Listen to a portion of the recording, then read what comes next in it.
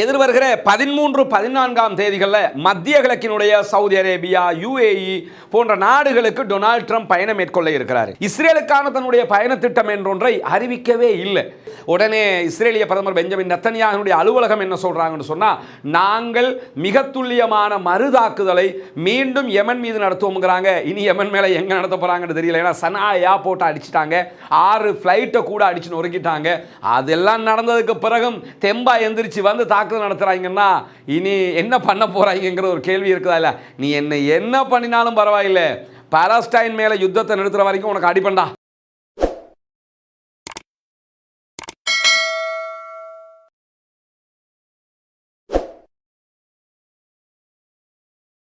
அன்பிற்கினிய சகோதர சகோதரிகளே, நம் அனைவர் மீதும் ஏக இறைவனுடைய அமைதியும் கருணையும் உண்டாகட்டுமாக. அஸ்ஸலாமு அலைக்கும் வரஹ்மத்துல்லாஹி வபரகாத்துஹு. பாலஸ்தீனத்தினுடைய காசாவின் மீது இஸ்ரேலிய ஆக்கிரமிப்பு ராணுவம் தாக்குதல்களை ஆரம்பித்து இன்றோடு 581வது நாளாக இருக்கிறது. இன்றைய நாளிலும் என்னவெல்லாம் நடந்திருக்கிறது என்கிற செய்திகளை தான் நம்ம பார்க்க இருக்கிறோம். இன்னைக்கு ரொம்ப சுவாரஸ்யமாக மீண்டும் ஒரு முறை அடிவாங்கி இருக்கிறது இஸ்ரேல் என்கிற செய்திகள் எல்லாம் இருக்கிறது. அதை பார்ப்பதற்கு முன்பதாக அதை விட இருக்கக்கூடிய ஒரு சுவாரஸ்யமான விவகாரத்தை பார்க்க இருக்கிறோம். அது என்ன சுவாரஸ்யமான விவகாரம்னா, நமக்கு தெரியும் அமெரிக்க ஜனாதிபதி டொனால்ட் ட்ரம்ப், அதே போன்று இஸ்ரேலுடைய பிரதமர் பெஞ்சமின் நெத்தன்யாகு, இந்த 2 பேரும் தான் காசா ஓருடைய மிக முக்கியமான பேசுபொருளாக இருக்கக்கூடிய 2 பேர். அதிலும் குறிப்பாக காசாவினுடைய ஓர் என்னைக்கோ நிறுத்தப்பட்டிருக்கணும், ஆனால் தன்னுடைய ஆட்சியை காப்பாற்றிக் கொள்வதற்காக பெஞ்சமின் நெத்தன்யாகு அதை நிறுத்தாமல் தொடர்ந்து தாக்குதல்களை அதிகரித்துக் கொண்டே வருகிற நேரத்தில் எதிர்வருகிற 13-14 தேதிகளில் மத்திய கிழக்கினுடைய சவுதி அரேபியா, UAE போன்ற நாடுகளுக்கு டொனால்ட் ட்ரம்ப் பயணம் மேற்கொள்ள இருக்கிறார். அவர் வந்து போனதுக்கு பிறகு காசாவில் தாக்குதல்களை விரிவுபடுத்த இருக்கிறோம் என்கிற ஒரு தீர்மானத்தை இஸ்ரேலிய அரசாங்கம் கொண்டு வந்திருந்தது.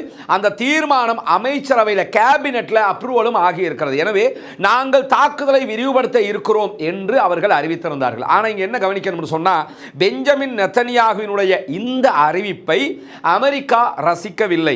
ஆல்ரெடி அமெரிக்க ஜனாதிபதி டொனால்ட் ட்ரம்ப் என்ன பண்ணிட்டாருன்னா, ஏற்கனவே ஹூதிகளோட பேச்சுவார்த்தை நடத்தி நம்ம 2 பேரும் ஒரு மியூச்சுவல் அண்டர்ஸ்டாண்டிங்க்கு வந்துருவோம், நாங்க உங்களுக்கு அடிக்க மாட்டோம், நீங்க எங்களுக்கு அடிக்க வேணாம், எங்களுடைய கப்பல்களுக்கு நீங்க தாக்க கூடாது என்கிற ஒரு ஒப்பந்தத்திற்கு வந்திருந்தார்கள்.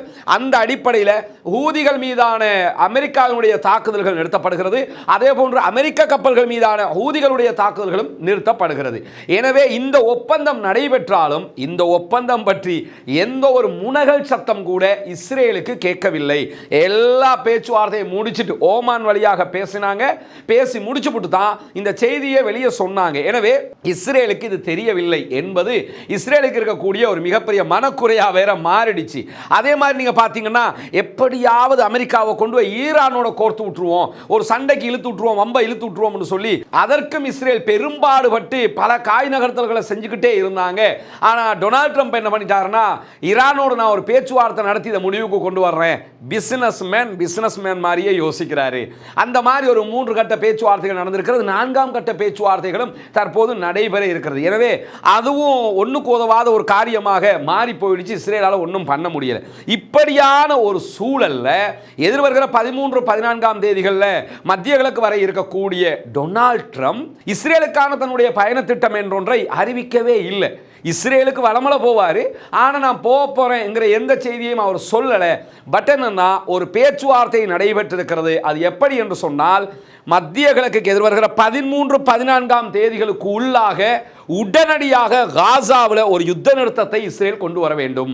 என்ன செஞ்சாலும் சரி, பாலஸ்தீன விடுதலை அமைப்போட பேசணும், அங்கே இருக்கக்கூடிய பணைய கைதிகளை நீங்கள் எடுக்கணும், உங்ககிட்ட இருக்கிறார்கள் நீங்கள் கொடுக்கணும், எல்லாம் எதை செஞ்சாலும் சரி யுத்தத்தை நிறுத்தணும், இனிமே காசாவில் சண்டைக்கு போகக்கூடாது என்கிற விதமான ஒரு அழுத்தம் நெத்தன்யாகுவுக்கு கொடுக்கப்பட்டிருக்கிறது. குறிப்பாக பெஞ்சமின் நெத்தன்யாகு அமெரிக்க ஜனாதிபதி டொனால்ட் ட்ரம்போட பேசுறதுக்கு பலமுறை முயற்சி செய்ததாகவும், ஆனால் அவரோடு பேசுவதை டொனால்ட் ட்ரம்ப் மொத்தமாக தவிர்த்து கொண்டிருப்பதாகவும் சொல்லப்படுகிற அதே நேரத்தில் அமெரிக்காவுடைய வெளியுறவு செயலர் இன்றைய தினம் இஸ்ரேலுக்கு வர்றதுக்கு இருந்தாரு. அவரும் என்ன பண்ணிட்டாருன்னா, திடுதிப்புன்னு தன்னுடைய பயணத்தை ரத்து பண்ணியிருக்கிறாரு. இது எல்லாமே திட்டமிட்டு அமெரிக்கா நடத்தக்கூடிய காய் நகர்த்தல்கள் என்று சொல்லப்படுது. ஏற்கனவே அமெரிக்க ஜனாதிபதி டொனால்ட் ட்ரம்ப் என்ன சொல்லியிருக்கிறார்னா, மத்திய கிழக்கு வருகிற போது வரலாறு காணாத ஒரு அறிவிப்பை விடுக்க போகிறேன் என்று சொல்லுகிறார். அந்த அறிவிப்பு சவுதி அரேபியா இஸ்ரேலை நாடாக அங்கீகரிக்கிற அறிவிப்பா? அப்படி அங்கீகரித்து விட்டால் பாலஸ்தீன பாலஸ்தீனம் தனி நாடு என்று இவர் அறிவிக்க போகிறாரா, அல்லது காசாவை நாங்கள் மொத்தமாக கைப்பற்ற போகிறோம்னு ஏற்கனவே அறிவிச்சு மூக்கோடப்பட்ட அதே செய்தியை சொல்ல போறாரா, வேறு எதையாவது சொல்ல போறாராங்கிறது தெரியல. ஆனால் அவர் ஏதோ ஒன்றை சொல்ல போகிறார் என்பதை சொல்லிக் கொண்டிருக்கிறார். இந்த நிலையில உடனடியாக யுத்த நிறுத்தத்தை கொண்டு வர வேண்டும் என்று சொல்லி அமெரிக்கா அழுத்தம் கொடுக்கிறது. ஆனா நாட்களை பார்த்தீங்கன்னா இன்னொரு வெறும் 3 நாள் தான் இருக்குது, 2 நாள் தான் கேப்ல இருக்குது. இந்த 2 நாட்களுக்குள்ளாக ஒரு யுத்த நிறுத்தத்தை கொண்டு வர்றதுங்கிறது அசாத்தியம். ஆனால் கொண்டு வந்தாகணும். இல்லைன்னு சொன்னால் அவர் இஸ்ரேலுக்கு வரமாட்டார் என்கிற ஒரு முடிவெடுத்திருப்பதாக சொல்லப்படுகிறது. அப்படியே அவர் இஸ்ரேலுக்கு போனாலும் என்ன அறிவிப்பை விடுக்க போறாருங்கிற ஒரு கேள்வியும் இருக்கிறது. இது பெரிய தலையீடியாக தற்போது இஸ்ரேலிய அரசாங்கத்திற்கு மாறி இருக்கிறது. இஸ்ரேலுடைய அனைத்து தரப்பினரும் இந்த கேள்வியை முன்வச்சு விமர்சனங்களை முன்வைத்துக் கொண்டிருக்கிறார்கள். இது நெத்தனியாவுக்கு பெருத்த ஏமாற்றத்தை கொடுத்திருக்கிறது. தொடர்ந்து அமெரிக்காவை நம்பிக்கொண்டு அமெரிக்காவை வம்புக்கு இழுத்து கொண்டுதான் இஸ்ரேல் பாலஸ்தீனம் மேல தாக்குதல்களை நடத்தியிருந்த நிலையில தான் தற்போது மிக தெளிவாக இஸ்ரேலுக்கு ஆப்படித்திருக்கிறது அமெரிக்கா என்கிற செய்திகள் வெளியாகி கொண்டிருக்கக்கூடிய நேரத்தில் இன்றைக்கு வெளியாகி இருக்கக்கூடிய இன்னும் பல முக்கியமான செய்திகளும் இருக்கிறது. குறிப்பாக இன்றைய தினமும் காசாவிலே நடத்தப்பட்டு வரக்கூடிய தாக்குதல்கள் காரணமாக கடந்த 24 மணி நேரத்துக்குள்ள 27 அப்பாவிகள் கொல்லப்பட்டிருக்கிறார்கள், ஷஹீதாகி இருக்கிறார்கள், 85 பேர் படுகாயம் அடைந்திருக்கிறார்கள் என்கிற செய்திகள் வெளியாகி இருக்கக்கூடிய நேரத்தில் நமக்கெல்லாம் தெரியும் இஸ்ரேல் மேல தொடர்ந்து தாக்குதல்களை நடத்துவோம் என்கிற அறிவிப்பை யமனுடைய ஹூதிகளுடைய படைப்பிரிவு அறிவித்திருந்தது. அறிவித்தது மட்டுமல்லாமல் அவங்க ஆல்ரெடி டெல் அவீவ்ல இருக்கக்கூடிய பென் குரியன் விமான நிலையத்தின் மீது தாக்குதல் நடத்தினாங்க. அது சர்வதேசத்தை திரும்பி பார்க்க வச்சிருந்தது. அந்த மாதிரி ஒரு சூழல் உருவாகி இருந்த நேரத்தில் இன்னைக்கு என்ன பண்ணியிருக்கிறாங்கன்னா மீண்டும் தாக்குதலை நடத்தி இருக்கிறார்கள். பென் குரியன் விமான நிலையத்தை நோக்கி நடத்தப்பட்ட ஹூதிகளுடைய தாக்குதல் மிக தெளிவாக துல்லியமான இலக்கை அடைந்திருக்கிறது என்று சொல்லப்படுகிறது. குறிப்பாக இன்றைக்கு வெளியாக இருக்கக்கூடிய மகிழ்ச்சிகரமான செய்தியை நம்ம பார்த்தோம்னா யமன்ல இருந்து ஏவப்பட்ட ஏவுகணை ஜெருசலம், டெல் அவீவ், அதே போன்று மற்ற பகுதிகளில் வாழக்கூடிய ஆயிரக்கணக்கான மக்கள் ஓடி ஒளித்து பங்கர்களுக்குள்ள ஒளிக்க வேண்டிய நிர்பந்தத்தை உண்டாக்கி இருக்கிறது என்பது மட்டுமல்லாமல் அமெரிக்காவினுடைய THAAD என்கிற ஏவுகணையை தடுக்கக்கூடிய சிஸ்டத்தினால அவர்கள் நடத்திய தாக்குதலை 2வது முறையாகவும் தடுக்க முடியாமல் போயிருக்கு. ஃபர்ஸ்ட் டைம் நமக்கு தெரியும், ஏற்கனவே அவங்க ஒரு அட்டெம்ப்ட் பண்ணினாங்க, பென் குரியன் விமான நிலையத்தில் வெடிச்சு செதறிச்சு. இந்த வாட்டியும் அடிச்சிருக்கிறாங்க. இதையும் அமெரிக்காவினுடைய THAAD என்கிற சிஸ்டத்தினால ட்ரேஸ் பண்ண முடியாமல் போயிடுச்சு, தடுக்க முடியாமல் போயிடுச்சு. எனவே மிக தெளிவாக தாக்குதல் துல்லியமாக நடத்தப்பட்டிருக்கிறது என்று இஸ்ரேலுடைய சேனல் 14 இன்றைக்கு செய்திகளை வெளியிட்டிருக்கக்கூடிய நேரத்தில் எடியோத் அஹ்ரோனோத்தும் இந்த செய்திகளை உறுதிப்படுத்தி வெளியிட்டிருக்கக்கூடிய காட்சியை பார்க்கலாம். அது மட்டுமல்லாமல் இன்னைக்கு அந்த மக்கள் ஓடி ஒளிகிற காட்சிகள் எல்லாம் இன்றைக்கு எக்ஸ் பக்கங்களில் வெளியாகி இருக்கிறது. அல் ஜசீரா கோடிட்டு காட்டுறாங்க. இங்க நீங்க பார்க்கலாம், அல் ஜசீரா வெளியிட்டிருக்கக்கூடிய வீடியோவில் இஸ்ரேலுக்குள்ள அந்த சைரன் ஒலி எழுப்பப்படும் போது பீச்சில் இருந்த அத்தனை பேருமே எப்படி ஓடுகிறார்கள் என்கிற காட்சிகள் பதிவு செய்யப்பட்டிருக்குது. இந்த காட்சிகள் ஹூத்திகளுடைய தாக்குதல் வருகிறது என்னும் போது எழுப்பப்படுகிற சைரன் ஒலிகளை கேட்டு தான் இவங்க ஓடுகிற காட்சிகளாக பதிவு செய்யப்பட்டிருக்கிறது. அதே மாதிரி இந்த வீடியோவில் நீங்க பார்க்கலாம், இருக்கிறவங்க எல்லாம் ஓடக்கூடிய காட்சிகள் தான் மொத்தமாக பதிவாகி இருக்கு. மில்லியன் கணக்கான மக்கள் நாடு முழுவதும் ஜெருசலம், டெல் அவீவ் உள்ளிட்ட பகுதிகளில் இப்படி ஓடி பங்கருக்குள்ள போனாங்க என்கிற செய்திகள் பதிவாகி இருக்குது. காரணம் என்னன்னு சொன்னா இந்த தாக்குதல் தங்கள் மீது வந்துவிடக் கூடாது என்பதற்காக தான் அத்தனை பேரும் ஓடுறாங்க. பென் குரியன் விமான நிலையத்தை மிக துல்லியமாக தாக்குதல் நடத்தப்பட்டிருக்கிறது என்கிற செய்தி வெளியாகி இருக்கிறது. உடனே இஸ்ரேலிய பிரதமர் பெஞ்சமின் நெத்தனியாஹுடைய அலுவலகம் என்ன சொல்றாங்கன்னு சொன்னா, நாங்கள் மிக துல்லியமான மறு தாக்குதலை மீண்டும் யமன் மீது நடத்துவோம்ங்கிறாங்க. இனி யமன் மேல எங்க நடத்த போறாங்கன்னு தெரியல. ஏன்னா சனா ஏர்போர்ட்டை அடிச்சிட்டாங்க, 6 ஃபிளைட்டை கூட அடிச்சு நொறுக்கிட்டாங்க. அதெல்லாம் நடந்ததுக்கு பிறகும் தெம்பா எந்திரிச்சு வந்து தாக்குதல் நடத்துறாங்கன்னா இனி என்ன பண்ண போறாங்கிற ஒரு கேள்வி இருக்குதா? இல்ல, நீ என்ன பண்ணினாலும் பரவாயில்லை, பாலஸ்டைன் மேல யுத்தத்தை நிறுத்துற வரைக்கும் உனக்கு அடிப்பண்டா அப்படின்னு சொல்லி அடிச்சுக்கிட்டே இருக்கிறாங்க. அதுதான் ஹூதிகளுடைய கெத்தாக பார்க்கப்படுகிறது. அவங்க மிக தெளிவாக தங்களுடைய தௌலத்தை காட்டிக் கொண்டிருக்கிறார்கள் என்பதையும் அவதானிக்க முடிகிற அதே நேரத்தில் இன்றைக்கு யுத்தம் ஆரம்பித்து 1 வருடமும் 7 மாதங்களையும் தாண்டுகிற நேரத்தில் கூட இப்படியான சம்பவங்கள் நடந்து வருகிறது இஸ்ரேலுக்குள் என்பது மிகவும் நம்ப முடியாத ஒன்றாக இருக்கிறது என்று இஸ்ரேலுடைய எதிர்க்கட்சி தலைவர் லாபித் இன்றைக்கு வெளியிட்டிருக்கக்கூடிய அறிக்கையில் சொல்றாரு. என்னன்னா, அமெரிக்காவை நம்பிக்கொண்டிருந்தீர்கள், அதே நேரத்தில் எங்களுடைய அரசாங்கம் ரொம்ப பலமானது என்று நெத்தனியாகு சொல்லிக் கொண்டிருந்தார். ஆனால் இன்றைக்கு நெத்தனியாகுனுடைய செயல்பாடுகள் எல்லாமே பொய் என்று ஆகிவிட்டது. இன்றைக்கு 1 ஆண்டுகளும் 7 மாதமும் தாண்டியதற்கு பிறகும் இஸ்ரேலை நோக்கி ஹூதிகள் தாக்குதல் நடத்துகிறார்கள் என்றால் அவர்கள் இன்னும் பலமாக இருக்கிறார்கள் என்று அவர்களுடைய எதிர்க்கட்சி தலைவரே இன்றைக்கு சொல்லியிருக்கக்கூடிய நேரத்தில் ஹூதிகளுடைய ஊடக பேச்சாளர் யஹ்யா சாரி வெளியிட்டிருக்கக்கூடிய அறிக்கையில் என்ன சொல்றாருன்னு சொன்னா, பென்குரியன் விமான நிலையத்தை குறிவைத்த குறித்த ஏவுகணை என்பது ஹைப்பர்சோனிக் பாலிஸ்டிக் ஏவுகணை என்று சொல்லியிருக்கிறார். இந்த ஹைப்பர்சோனிக் பாலிஸ்டிக் ஏவுகணையை பெரும்பாலும் தேட் என்கிற சிஸ்டத்தால் கண்ட்ரோல் பண்ண முடியாது என்று சொல்லப்படுகிறது. அதே நேரத்தில் அடுத்ததாக தொடர்ந்து பேசியிருக்கக்கூடிய யஹ்யா சாரி என்ன சொல்றாருன்னு சொன்னா, ஜாஃபா என்கிற வகையான ஒரு விதமான ட்ரோனை பயன்படுத்தி இன்றைக்கு மேலதிக தாக்குதல்களை நாங்கள் டெல் அவிவை நோக்கி நடத்தி இருக்கிறோம் என்கிற செய்திகளையும் அவர் சொல்லியிருப்பது மட்டுமல்லாம, எடியோத் அஹ்ரோனோத் என்கிற இஸ்ரேலிய பத்திரிகை வெளியிட்டிருக்கக்கூடிய செய்தியில் என்ன சொல்றாங்கன்னா, 25க்கு மேற்பட்ட இஸ்ரேலிய நகரங்கள்ல மக்கள் இப்படி பயந்து ஓடி அண்டர் கிரவுண்ட்ல இருக்கக்கூடிய பங்கர்களுக்குள்ள ஓடி ஒளித்தார்கள். குறிப்பாக கிரேட்டர் டெல் அவிவ் பகுதிகளில் இருக்கக்கூடிய 25க்கு மேற்பட்ட நகரங்கள்ல தான் மக்கள் இப்படி ஓடி ஒளித்தார்கள் என்கிற செய்திகள் இன்றைக்கு வெளியாகி இருக்கக்கூடிய நேரத்தில் இன்றைக்கு மேலதிகமாக இஸ்ரேலுக்கான அனைத்து விமான சேவைகளையும் தொடர்ந்தும் நிறுத்தி வைப்பதாக லூப்தான்சா இன்றைக்கு அறிவித்திருக்கிறது. மிகப்பெரிய விமான கம்பெனி அவங்க அறிவிச்சிருக்கிறது மட்டுமல்லாம, சுவிட்சர்லாந்து டெல் அவிவ் நகருக்கான விமான சேவைகளை மே மாதம் 18ஆம் தேதி வரைக்கும் இடைநிறுத்துகிறோம் என்று சொல்லியிருக்கிறார்கள். அதே நேரத்தில் இந்தியா போன்ற நாடுகள் ஏற்கனவே தங்களுடைய விமானங்களை டெல் அவிவுக்கு போகக்கூடாது, இஸ்ரேலுக்கு போகக்கூடாதுன்னு தடுத்திருக்காங்க. நேற்று நம்ம ஒரு பட்டியலே சொல்லியிருக்கிறோம். பல விமான நிறுவனங்கள் இஸ்ரேலுக்கான தங்களுடைய பயணத்தை நிறுத்தி வைத்திருக்கிறார்கள் என்கிறத நம்ம பார்க்க முடிகிறது. இது யஹூதிகளுடைய இந்த தாக்குதலால் ஏற்படக்கூடிய விளைவு என்பதை நம்ம புரிந்து கொள்ள முடியும். என்று சொன்னா, அவங்க நடத்தக்கூடிய இந்த தாக்குதலால் தான் இஸ்ரேல் முழுவதுமாக திண்டாடி கொண்டிருக்கிறது. எனவே இன்றைக்கு அவர்கள் நடத்தியிருக்கக்கூடிய இந்த தாக்குதல் மிக முக்கியமான ஒரு துல்லியமான தாக்குதலாக பார்க்கப்படுகிறது. அதே நேரம் நம்ம செய்து வரக்கூடிய ஏழை மக்களுக்கான வீட்டு திட்டத்தை இன்றைக்கு பார்வையிட வந்திருக்கிறோம். இன்ஷா அல்லாஹ் வெகு விரைவில் இந்த 5 வீடுகள் கையளிக்க இருக்கிறோம், அல்ஹம்துலில்லாஹ். எனவே இந்த வீடுகளில் தற்போதைய நிலை எப்படி இருக்குது, என்ன மாதிரி கட்டுமானங்கள் நடந்திருக்குங்கிறத தான் இந்த வீடியோவில் பார்க்க போகிறோம். வாங்க ஒரு ஹோம் டூராகவே அதை நம்ம பார்ப்போம் இன்ஷா அல்லாஹ். இது எல்லாமே நீங்கள் தருகிற சதக்கா தான தர்மங்களை கொண்டு தான் நம்ம பண்ணிக்கிட்டு இருக்கிறோம். இறைவனுடைய ரொம்ப மகிழ்ச்சியாக இருக்குது. வீடு ரொம்ப அழகாக அவங்களுக்கு திருப்திகரமாக வந்திருக்குது. இன்ஷா அல்லாஹ் இந்த மாத கடைசிக்குள்ள முடிக்கிற பிளான்ல இருக்கிறோம். அதான் நாளை மிகச்சிறப்பாக முடியும் என்கிற சந்தோஷமான செய்தியையும் உங்களோட பகிர்ந்து கொள்றோம். வாங்க அடுத்தடுத்த வீடுல பார்ப்போம். இதுதான் நம்முடைய 2வது வீடு கட்டுகிற இது ட்ரைனேஜ் வேலை நடக்குது. பூசுகிற வேலை ஆரம்பிச்சிட்டாங்க எல்லாரோட. பாஸ் உள்ள போறோம், உள்ள மாட்டீங்கண்ணே பாஸ். இப்போ இதில் அந்த டாய்லெட்டுக்குரிய வாசல் எப்படி வைப்பீங்க? இப்போ அந்த பக்கம் இருக்கு, இதுக்காக வைப்பீங்களா டாய்லெட்டுக்கு வாசல்? அங்கிட்டு வைப்பீங்களா? அது வெளியேக்கி. Okay okay okay 2 okay. இது 3வது வீடு இதாக இருக்குது. என்னுடைய காட்சியை நீங்கள் பார்க்குறீங்க. இது வந்து ட்ரைனேஜ். இது நாங்கள் முன்னாடி கொண்டு வர்றோம். என்னென்னு சொன்னால், அங்கிட்டு வந்து அடுத்த பக்கம் கிணறு இருக்கிறதுனால இந்த ஏரியாவில் ஒரு கிணறு ஒன்று இருக்குது, அதுக்கு டிஸ்டர்ப் ஆகிடக்கூடாதுன்ட்டு ட்ரைனேஜை முன்னாடி கொண்டு வந்திருக்கேன். அப்படி கம்ப்ளீட்டாக மூடிடுவாங்க, மற்றதெல்லாம் பின்னாடி தான் வந்திருக்குது. இதுக்கு ஜன்னல் எல்லாம் வச்சுட்டாங்க. ஆமாம், இங்கேயும் இதை வயரிங்கை முடிச்சிட்டாங்க. அந்த பட்டை மட்டும்தான் இவருக்கு ஒன்று போடுறதுக்கு இருக்குன்னு நினைக்கிறேன். லைனை கொடுத்தாங்கன்னா சரி. கிச்சன் வேலையும் ஓரளவுக்கு முடிச்சு தான் வச்சுருக்குறாங்க, முடிச்சிட்டாங்க. பாத்ரூம் நல்லா பெருசாக தான் இருக்குது. அப்படியே அடுத்த வீட்டுக்கு போமா. இது 3வது வீடு.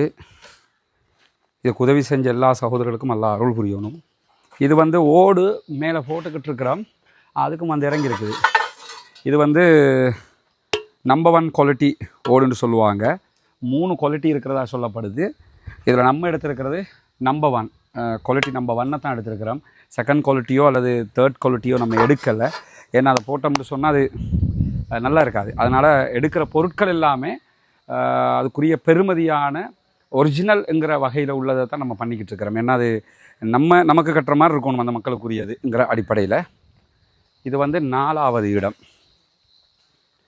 இது பூசுறதுக்குரிய மண் இறக்கியிருக்கிறாங்க. எப்படி இருக்கிறீங்க? வேலை எப்படி போகுதா? பாஸ் தான் எங்கே ஃபுல் பிஸியாக இருக்கார் பாஸ்? அது சரி. பாஸ் இது எல்லாத்தையும் இந்த மாதத்துக்குள்ளே முடிப்பீங்களா? இன்ஷா அல்லாஹ் முடிச்சு தாங்க இன்ஷா அல்லாஹ். சார் நல்ல திருப்தியாக இருக்குது. அதான் நான் மக்களுக்கும் சொல்லி கொண்டிருக்கேன். அதான் ரொம்ப திருப்தியாக இருக்குது எங்களுக்கு. அல்ஹம்துலில்லாஹ். இது 5வது ஃபைனல் கட்டிக்கிட்டு இருக்கிறாங்க. இது பின்பகுதியால் நம்ம இப்போ போய்கிட்டு இருக்கிறோம். பாத்ரூம் எல்லாம் சூப்பராக இருக்குது மாஷா அல்லாஹ். மேலே கோப்பிசம் அடிக்கிறாங்க, வகலை போடுறாங்க. இவங்க தான் நீங்கள் நின்று வேலையை ஃபௌமி. இது நமக்கு இது கடைசி வீடு. இது எப்போ முடியும்? இந்த வீடு முறை முடிஞ்சுது. நமக்கு ஒரு 10 daysல இந்த வீடு கம்ப்ளீட் ஆகும். எல்லாம் கம்ப்ளீட் ஆகிறதுக்கு பாஸ் சொல்கிறார் இந்த மாதம் கடைசிக்குள்ளே முடியும். இந்த மாதிரி ஒரு 25-26ஆம் தேதிக்குள்ளே டோட்டலாக வீடு எல்லாம் கம்ப்ளீட் ஆகி நமக்கு ஜூன் ஃபர்ஸ்ட் வீக்கில் ஓப்பன் செய்கிற மாதிரி செய்யலாம் இன்ஷா அல்லாஹ். அல்ஹம்துலில்லாஹ். இவர் தான் இங்கேருந்து நம்ம வேலைகள், இவர் அங்கிட்டு கொஞ்சம் சகோதரர் இருக்காங்க, அவங்கெல்லாம் சேர்ந்து தான் இங்கே வேலைகளை செய்கிறாங்க. ரொம்ப திருப்திகரமாக நம்ம கொழும்புல இருந்தாலும் நம்மளே இங்கே இருக்கிற மாதிரி நம்ம ஒரு ஒன்ஸ் அ வீக் மாதிரி இங்கே வருவோம். வந்தால் முழு அப்டேட் டீட்டெயில்ஸோடு அல்ஹம்துலில்லாஹ் அவங்களோட வேலை பணிகளுக்கு மத்தியிலையும் இதை நின்று செய்கிறாங்க. அல்லாஹ் உங்களுக்கு நிறைய ரஹ்மத் செய்வான் இன்ஷா அல்லாஹ் மக்களுக்காக செய்கிறதுக்கு. இவங்கெல்லாம் நம்மளோட சகோதரர்கள், இந்த வேலைக்காக நிற்கக்கூடிய சகோதரர்கள். எனவே ஜஸாக்குமுல்லாஹு ஹைரா. அல்லாஹ் உங்கள் அத்தனை பேருக்கும் அருள் புரிய வேண்டும். இந்த பணிகளுக்காக உதவி செய்யக்கூடிய எல்லா சகோதரர்களுக்கும் நாங்கள் அல்லாஹ்விடத்தில் பிரார்த்தனை செய்கிற அதே நேரம் நீங்களும் இந்த பணி மிகச்சிறப்பாக நடந்து முடிவதற்கு பிரார்த்திக்கிற அதே நேரம் பாலஸ்தீனம் வெற்றி பெற வேண்டும், பாலஸ்தீனம் சுதந்திரம் அடைய வேண்டும் என்கிற பிரார்த்தனையும் அல்லாஹ்விடத்திலே மறக்காமல் முன்வையுங்கள். இதற்காக, இந்த பணிக்காக, இறைவனுக்காக உதவ விரும்புகிற சகோதரர்கள் முன்னால் தெரிகிற நம்முடைய வங்கிக் கணக்கிற்கு உங்களால் முடிந்த தொகைகளை வைப்பிலிட முடியும். வெளிநாடுகளிலிருந்து வைப்பிலிடக்கூடியவர்கள் இதற்கு வைப்பிலிட முடியாத சந்தர்ப்பத்தில் அதில் தெரிகிற நம்முடைய தொலைபேசி மற்றும் வாட்ஸ்அப் பழக்கத்திற்கு தொடர்பு கொண்டு உங்களால் முடிந்த உதவிகளை வாரி வழங்குமாறு அன்பாக கேட்டுக்கொள்கிறோம். இந்த பணிகள் சிறப்பாக அமைவதற்கு பிரார்த்தனைகளில் சேர்த்துக்கொள்ள மறந்து விடாதீர்கள். பாலஸ்தீன விடுதலை அமைப்பைச் சேர்ந்தவர்களும் இன்றைக்கு 2 மெர்காவா டேங்குகள் மீது தாக்குதல் நடத்தியிருக்கிறார்கள் என்கிற செய்திகள் வெளியாகி இருக்கிறது.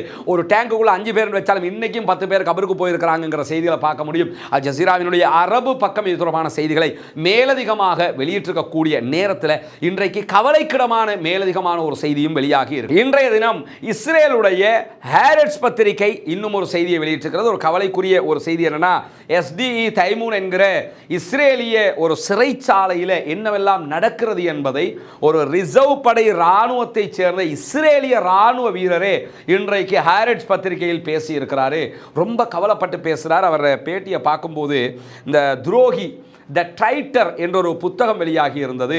அந்த புத்தகத்தை எழுதினவர் யாருன்னு சொன்னால், ஏற்கனவே ஈராக் வாரில் கைது செய்யப்பட்ட பல கல்விமான்களை கொண்டு போய் என்ன பண்ணாங்கன்னா குவாண்டனாமா சிறைச்சாலையில் அடக்கி வச்சுருந்தாங்க. அந்த சிறைச்சாலையினுடைய சிறை காவலராக இருந்தவர் தான் பின்னாட்களில் இஸ்லாத்தை ஏற்றுக்கொண்டு பிறகு என்ன பண்ணார்னா இந்த த ட்ரைட்டர் என்கிற பெயரில் புத்தகம் எழுதினார். தமிழையும் துரோகி என்கிற பெயரில் அது வெளியிடப்பட்டிருக்கிறது.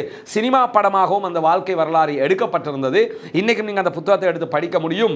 அவர் தான் எனக்கு நினைவுக்கு வந்தார். ஏன்னா அவரை மாதிரியே இவர் யோசிச்சிருக்கிறாரு. இன்னைக்கு இவர் ஒரு இஸ்ரேலிய இராணுவத்தில் இன்றைக்கும் ரிசர்வ் படையில் இருக்கக்கூடிய ஒருவர். அவர் என்ன சொல்றாருன்னு கேட்டால், இந்த முகாம் என்பது ரொம்ப சித்திரவதையான ஒரு முகாமாக இருக்கிறது. இஸ்ரேலுடைய சிறைகள் என்றாலே அங்கே மனிதர்களாக பார்க்கப்பட மாட்டார்கள். குறிப்பாக அங்கே உயிரோடு நுழைகிறவர்கள் பெரும்பாலும் வெளியே வரும்போது பேக்குகளில் தான் வெளியே போகிறாங்க, இல்லைன்னா நிரந்தரமான ஊனமுற்றவர்களாக நோயாளிகளாகத்தான் வெளியேறுகிறார்கள் என்கிறார். அது மட்டும் இல்லாமல் தொடர்ந்து அவர் சொல்லும்போது என்ன சொல்கிறாருன்னு கேட்டால், ஜெயிலில் இருந்த அத்தனை பேருக்குமே அந்த ஜெயில்கள் எப்படி இருக்கும் என்கிற சித்திரவதையினுடைய அளவு தெரியும். அது ஆம்பளையாக இருந்தாலும் சரி, பொம்பளையாக இருந்தாலும் சரி, அங்கே எந்த வித்தியாசமும் காட்டப்படாமல் அவர்கள் துன்புறுத்தப்படுகிறார்கள். குறிப்பாக காயப்பட்டு யுத்தத்தில் காயமடைந்த நிலையில் கைதிகளாக யாராவது வந்தாங்கன்னா அவங்களுக்கு மருத்துவம் செய்கிற போது என்ன பண்ணுவாங்கன்னா மயக்க மருந்துகள் போடப்படாமலேயே ஆப்ரேஷன் பண்ணுவாங்க. அதுவே அவர்களுக்கு ஒரு துன்பமாக கொடுக்கப்படும். அப்படியான நிலைகள் எல்லாம் இந்த இஸ்ரேலுடைய சிறைகளுக்குள் இருக்கிறது என்பது மட்டுமல்லாமல், இந்த மாதிரி தைமன் மாதிரியான சிறைகளில் ஒருத்தர் மௌத்தா போயிட்டாருன்னா, மரணிச்சிட்டாருன்னா அது ஆச்சரியம் இல்லை. அவர் உயிரோடு வெளியே வந்தார் என்று சொன்னால் தான் ஆச்சரியம் என்று சொல்லி அவர் தன்னுடைய சிறை அனுபவத்தை சொல்வது மட்டுமல்லாமல், மருத்துவ சிகிச்சைகள் இல்லாமல் பல நோயாளிகள் அந்த சிறைகளிலே வாடி வதங்கி கொண்டிருக்கிறார்கள். இவர்களுக்கெல்லாம் விடுதலை கொடுக்கப்பட வேண்டும் என்று ஒரு மனசாட்சி உள்ள இஸ்ரேலிய இராணுவத்தைச் சேர்ந்த ஒருவர் என்பது புரிகிறது. அவருடைய பெயரை ஹாரெட்ஸ் பத்திரிகை வெளிப்படுத்தவில்லை. ஆனால் இஸ்ரேலிய சிறைகளில் காசாவைச் சேர்ந்த அப்பாவிகள் இப்படியெல்லாம் துன்புறுத்தப்படுகிறார்கள் என்கிற செய்திகள் இன்றைக்கு வெளியாகி இருக்கிறது. பாலஸ்தீன மக்களை வல்ல ரஹ்மான் மாத்திரம்தான் காப்பாற்ற வேண்டும். நம்முடைய துஆக்கள் வீண் போகவில்லை சகோதரர்களே. தொடர் தொடர்ந்து காசாவினுடைய எதிர்காலம் பற்றிய வெளிச்சத்தை நம்ம பார்த்துக்கிட்டு இருக்கிறோம். எதிர்வருகிற நாட்களில் மத்திய கிழக்குக்கு வரக்கூடிய டொனால்ட் ட்ரம்ப் கண்டிப்பாக ஏதாவது ஒரு வித்தியாசமான அறிவிப்பை விடுக்கக்கூடும் என்று அரபு ஊடகங்கள் பேசிக் கொண்டிருக்கின்றன. சவுதி அரேபியாவுக்கும் டொனால்ட் ட்ரம்ப்புக்கும் இடையில் ஒரு நெருக்கமான பேச்சுவார்த்தை போறதாகவும் சொல்லப்படுகிறது. இதெல்லாம் பார்க்கும்போது ஏதாவது ஒரு மாற்றம், ஒரு விளைவு பாலஸ்தீன மக்களுக்கு ஏற்பட்டால் அதுவே மகிழ்ச்சிக்குரியது என்றுதான் நாம் பார்க்க முடியும். பொறுத்திருந்து பார்ப்போம் என்னவெல்லாம் நடக்கிறது என்பதை. பாலஸ்தீனம் வெற்றி பெற வேண்டும், பாலஸ்தீனம் சுதந்திரம் அடைய வேண்டும், பாலஸ்தீன மக்களும் நம்மை போன்ற நிம்மதியானவர்களாக மாற வேண்டும் என்கிற உயரிய பிரார்த்தனைகளோடு பாலஸ்தீன மக்களுக்காக தொடர்ந்து பிரார்த்திக்க மறந்து விடாதீர்கள். பாலஸ்தீன மக்களுக்கு அநியாயம் இழைத்துக் கொண்டிருக்கக்கூடிய இஸ்ரேலிய ஆக்கிரமிப்பு ராணுவத்தினுடைய அழிவுக்காக அவர்கள் இல்லாதொழிக்கப்பட வேண்டும் என்பதற்காக, பயங்கரவாதம் இல்லாதொழிக்கப்பட வேண்டும் என்பதற்காக இஸ்ரேலிய ஆக்கிரமிப்பு ராணுவத்திற்கு எதிராக குனூத்து நாசிலாவை ஓத மறந்து விடாதீர்கள். பயங்கரவாதம் தோற்கடிக்கப்பட வேண்டும், பயங்கரவாதம் இல்லாதொழிக்கப்பட வேண்டும், அமைதியான பூவுலகு திரும்ப வேண்டும், பாலஸ்தீனம் வெற்றி பெற வேண்டும், பாலஸ்தீனம் சுதந்திர நாடாக மாற வேண்டும், பாலஸ்தீன மக்களுக்காக ஜனநாயக ரீதியாகவும் குரல் எழுப்புவோமாக. வாஹ்ர் தஅவானா அல்ஹம்துலில்லாஹி ரப்பில் ஆலமீன்.